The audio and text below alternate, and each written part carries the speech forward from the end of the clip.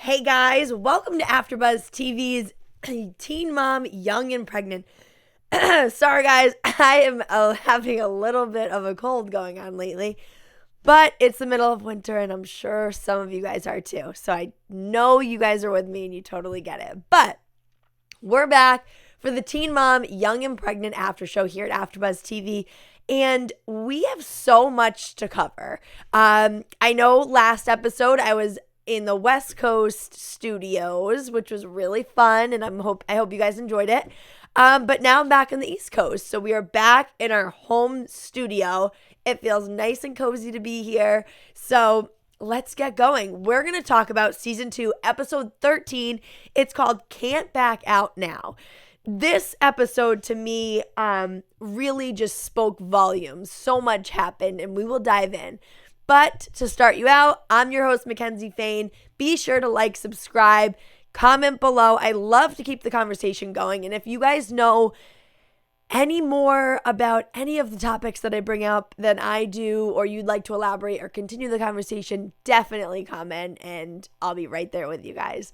So we're going to start out with Kayla in this episode. This girl has so much going on, so much on her plate. I mean, we know she's pregnant.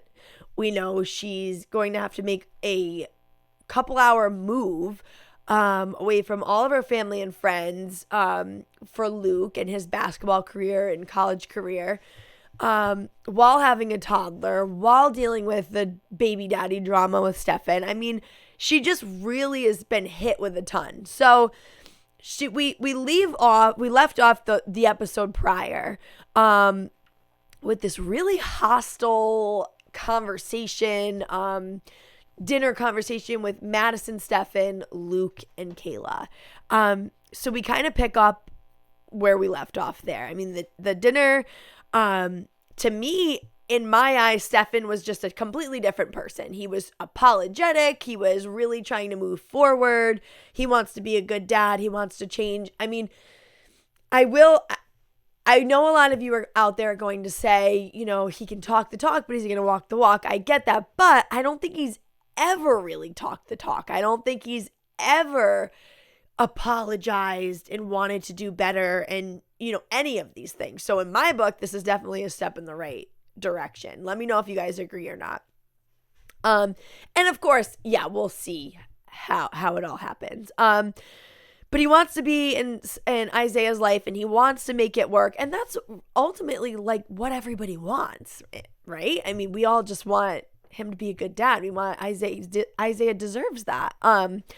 So Madison says that she doesn't have any bad feelings towards Kayla and she wants to move forward. And, you know, let me know if you guys thought that apology or that kind of like peacemaking was genuine to you. Because to me, it felt more of like it was something that she had to say. And I don't know, she just puts off this like fake, it's literally fake to me, this like fake tough girl exterior.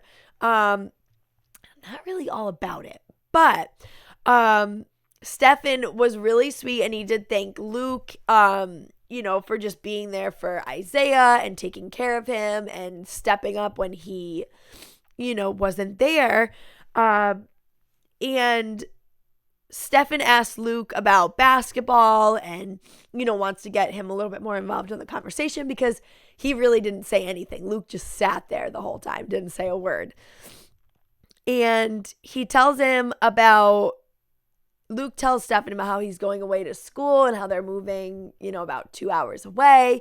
And Stefan is really thrown back, but normal Stefan would have an attitude and be like, okay, like throw his hands up and leave. But he didn't. He was more of like, all right, this is even more of a push for me to get everything with Isaiah going and maybe I can keep him and we can do things like that. So,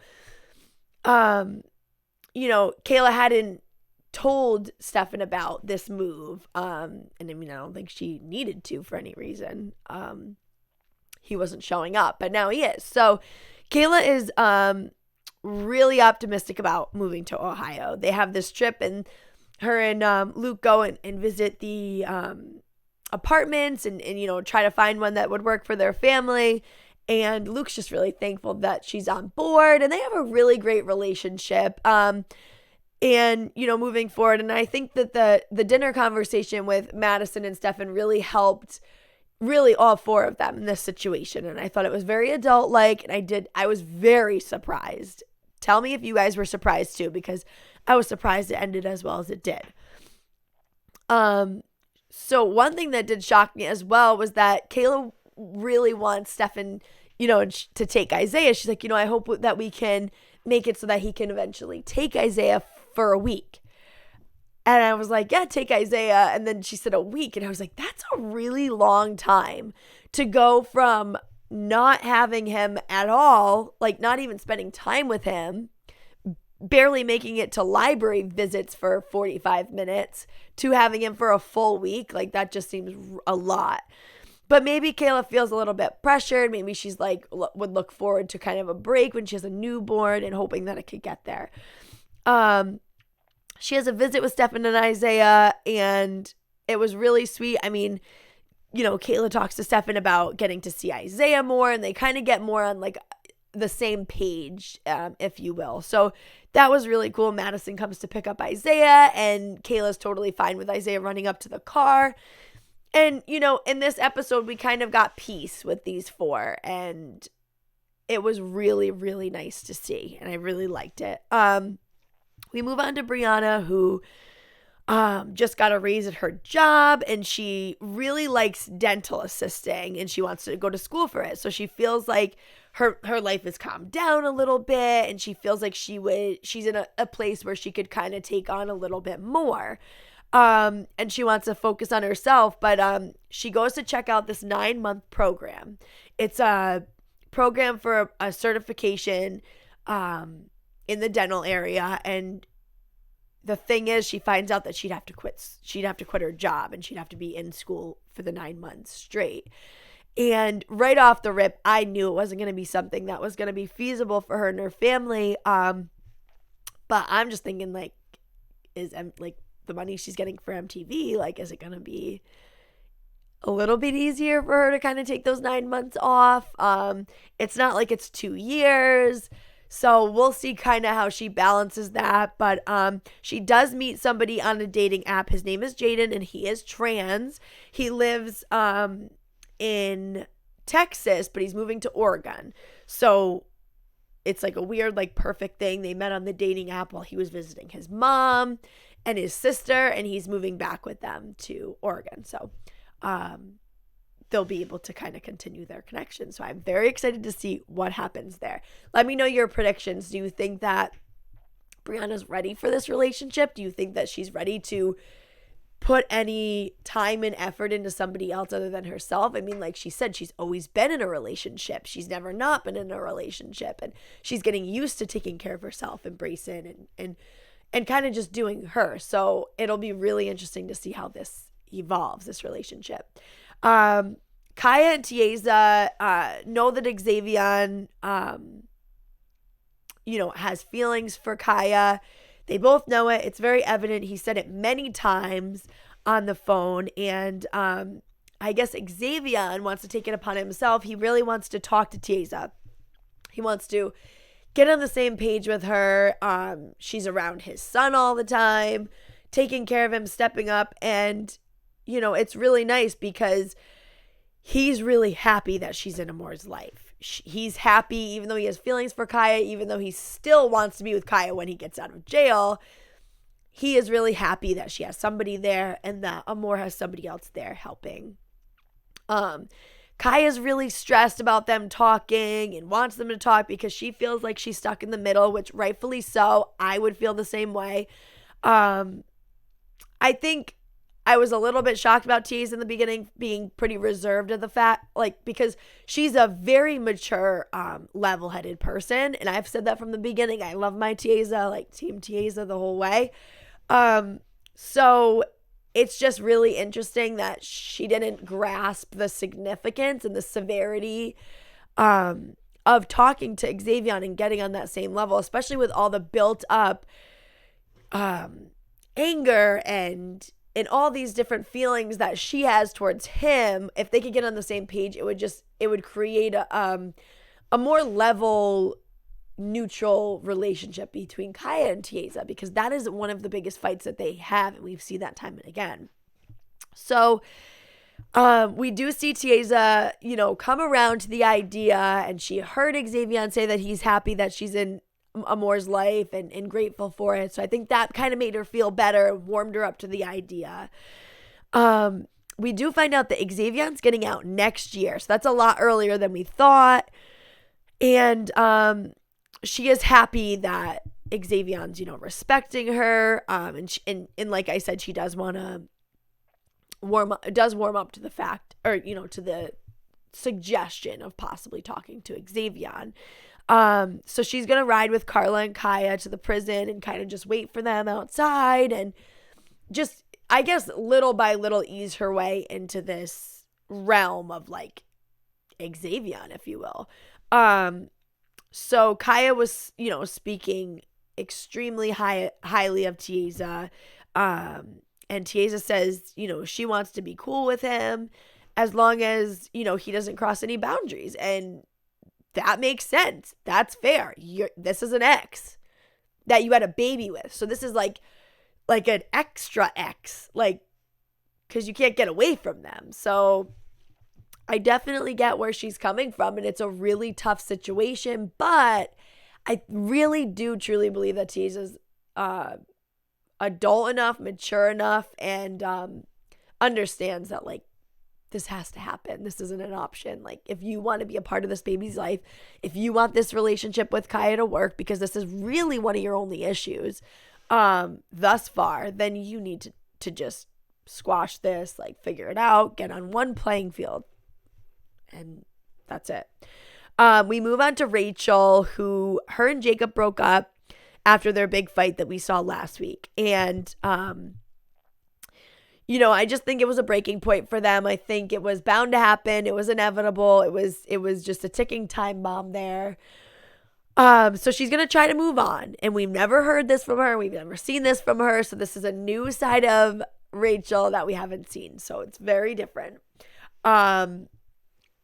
So Jacob kept filling her head with wants of another child. And we remember the conversation a couple weeks back of them, her not wanting to go on birth control because she wanted to have another baby, and Jacob did too. And I think really, if you look at it, we all knew that Hazley was not Jacob's. But because Rachel was with Jacob, she didn't really want to admit that. So what she was doing was kind of like, if I could just fill this void and give him an actual baby, then all my other issues will go away, because that's the only problem I have.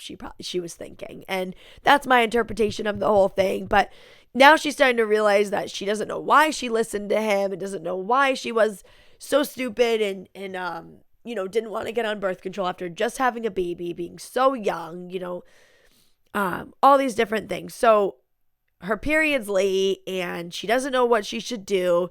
So she takes a pregnancy test with Mallory, and it was this big workup, big buildup, and the test was negative. But as we all know, that doesn't mean you're really actually in the clear. It could be too early to test. It could be a false negative. So I don't think one measly test is going to show. So when it was negative, I was like, really could be anything. You never know. So she wants to go get the IUD. So Mallory is taking her. Now she is wants to get her GED instead of going to high school, and she kind of talks about that on the way to get the IUD. Mostly because she's like, I really can't have another baby, and it's just really starting to click in her head that this is the right thing to do, and this is why she's doing it. But man, this girl was freaking out about getting the IUD. Okay, I will say, I've never gotten an IUD. I don't have an IUD. That form of birth control was just so uninteresting to me. I am not a big thing in my foreign object inside of you, in any aspect type of person. I don't even have my belly button pierced because I don't want a foreign. I'm really weird like that. So anyway, enough about me. So I really can't speak on this. And I would be nervous too. But this girl just gave birth. How is this so? She's like so much more scared to get this IUD than she was to give birth. She's like freaking out, can barely even walk through the door. It actually was pretty comical. And I mean, I did feel bad, but it was so funny. Like, I'm just thinking, girl, you just gave birth. That's so hard. I can't even imagine that. That's so difficult. And 15-year-olds going there getting IUDs. Like, you'll be fine. But she was freaked out. So the doctor ends up telling her that the first couple days could feel like contractions. They could be really, painful. The implantation of the IUD in the uterus and it getting settled and whatever. So she just backs out completely. She's like, yep, nope, not happening. I'm not having contractions. Like she never had them before. Like, I would get it if you're like a 15-year-old going for the first time and they start talking to you about contractions and I'd be like, oh my God, I'm a baby. I don't want to think about any of that. Definitely not. Just give me the pill. But no, so that's just was so funny to me. But so she ends up getting on the pill. Fine. I hope she takes it. We'll see. So we move on to Ashley, who it's been a couple weeks since Bar's been around. And the guy that she's been talking to, kind of that whole thing kind of just drifted on by, I guess. He lives really far. I just don't think it was working out. Bar says he doesn't want a DNA test now. And, he was just mad. And what a weird thing to do and say when you're mad. Like, I don't know. But maybe he just twisted Ashley's words. I mean, I feel like we didn't really get like so much clarification on that whole fight, and I wish we heard it. But Ashley's sister is saying that everyone babies Bar, and Ashley's just enabling him, and by not doing the DNA test after he pretty much forced her to do it, and all these things, is just babying him once again. She said Ashley's dad, because they have different dads, was babied, and that's why he's not around. And look, he's never around, and you shouldn't have to like force him into Holly's life. And I mean, I'm Team Tiesa. I am Team Chris, who is Ashley's sister. That girl always has like on point advice all the time, like such good advice. So I would definitely, like, Ashley, if you're watching this, your sister rocks. Just take her advice, because I've never, in these past 2 seasons, I've never seen her steer you wrong. Like, she's really great. And she kind of looks at it from an outside perspective, and it's never in a spiteful or hateful way for Bar if she's mad at him or any of those situations. So she has lunch with Bar, and he's making excuses about not seeing Holly, which really kind of pissed me off, because again, I totally could see the enabling it and the babying that Ashley was doing, and she's not doing it intentionally. And I totally get that she's stuck in this weird place, but somebody needs to say to him, like, what are you talking about? You can see your daughter. That's not my responsibility. Like, I just don't like the excuses. And, she apologized about the miscommunication, which was great on her part. And then Bar comes over to hang out with Ashley, and she says Holly looks just like you, and she's kind of just trying to make him feel better about the whole miscommunication thing, which was really nice. And she also says, I want you to plan Holly's second birthday. I know you weren't there for the first one. They had a blowout family fight, and she's like, I want you to be in charge of it, and not doing it in a jerkish way, but more of like, I'm handing over the reins to you. I want you to feel a part of this. I want you to feel included, and I want you to be able to do what you want, which was a really, really sweet thing. I don't know, Bar, like, are you going to be able to hold up and do this birthday party and actually like put effort in? Because it doesn't seem like he puts effort into anything. I mean, not even his own daughter, when she's not readily available or like given to you, or so we'll see. I don't know how high of hopes that I have. Let me know if you guys have high hopes for Bar in making the second birthday party anything, like, for that matter. So that's it for this episode. On the next episode, Ashley graduates from college. Such a huge accomplishment. I mean, if you can't look up to anybody, like, look, this is so great. I mean, I could just look up to her, and I don't even have a kid. It's just such a great thing. So we'll talk about that next week, but it's just so awesome. We finally get to meet Brianna's new fling in the next episode. I'm very excited to see that whole situation. Kayla's mom wants to quit her job and move to Iowa to be closer to her and Luke. And Luke just says, if my mom ever wanted to do that, I would just say no. Like, I don't, whatever. Really odd. So weird that you'd push help away, but we'll see. If, how that plays out into context and everything. So Rachel and her mom get into a huge fight about Rachel's dad and her wanting to see him. Kaya and Tiesa get into a heated argument, and I am dying. I don't even think I can wait for next week. Dying to find out what this was about. So, all right, guys, thank you so much for joining me. That's it for episode 13. We're going to talk about episode 14 next week. And let the drama begin and continue into this season. I'm just loving it. Thank you guys so much again for joining me here at AfterBuzz TV's Teen Mom Young and Pregnant After Show. If you want to talk to me more, follow me on Instagram at Mackenzie Fain, and we'll continue in the comments, guys. Like, subscribe, and comment below. Have a good one, guys. Our founder, Keven Undergaro, and me, Maria Menounos, would like to thank you for tuning in to AfterBuzz TV. Remember, we're not just the first, we're the biggest in the world, and we're the only destination for all your favorite TV shows. Whatever you crave, we've got it. So go to AfterBuzzTV.com and check out our lineup. Buzz you later. The views expressed herein are those of the hosts only and do not necessarily reflect the views of AfterBuzz TV or its owners or principals.